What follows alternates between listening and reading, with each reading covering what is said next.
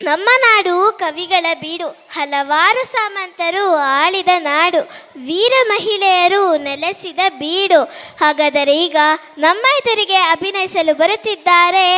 ಅವರು ಯಾರು ಅಂತ ನಾನು ಹೇಳಲ್ಲ, ನೀವೇ ನೋಡಿ. ಮೊದಲಿಗೆ ಅಭಿನಯಿಸಲು ಬರುತ್ತಿದ್ದಾರೆ 1ನೇ ತರಗತಿಯ ವಿಹಾನ್ ಅವರನ್ನು ಸ್ವಾಗತಿಸೋಣ. ಹೆಸರು ವಿಹಾನ್ ಯಾಂಗಟ್ಟಿ. 1ನೇ ತರಗತಿ ಡಿ ವಿಭಾಗದಲ್ಲಿ ಓದುತ್ತಿದ್ದೀನಿ. ನಾನು ಬೆಂಗಳೂರು ನಗರದ ನಿರ್ಮಾತೃ ಕೆಂಪೇಗೌಡ.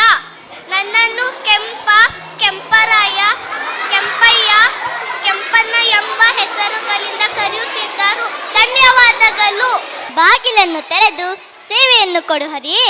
ಈ ಕೀರ್ತನೆಯನ್ನು ಯಾರು ಬರೆದಿದ್ದು ಅಂತ ಗೊತ್ತೇ? ನಾನು ಹೇಳಲ್ಲ. ಆ ಪಾತ್ರವನ್ನು ಅಭಿನಯಿಸಲು 2ನೇ ತರಗತಿಯ ಅನ್ವಿಕ್ ಅವರನ್ನು ಸ್ವಾಗತಿಸೋಣ. ಹೆಸರು ಅನ್ವಿಕ್. ನಾನು 2ನೇ ತರಗತಿಯಲ್ಲಿ ಓದುತ್ತಿದ್ದೇನೆ.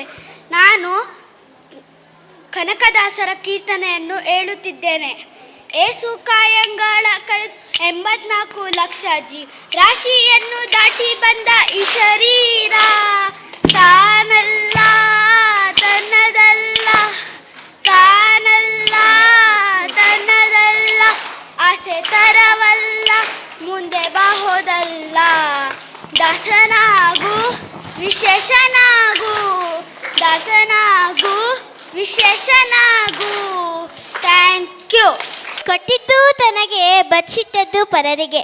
ಇಂತಹ ಮಹಾತ್ರಿಪತಿಗಳನ್ನು ಬರೆದ ಮಹಾಚೇತನ ಯಾರು ಗೊತ್ತೇ?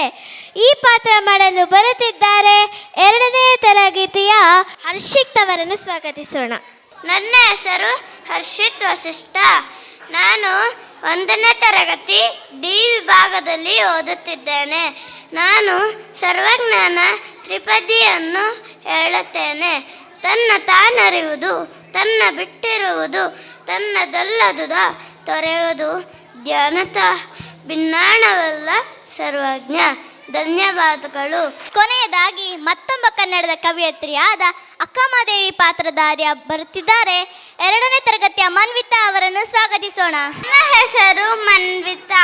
ನಾನಿವತ್ತು ಅಕ್ಕ ಮಹಾದೇವಿಯವರ ವಚನವನ್ನು ಹೇಳುತ್ತೇನೆ.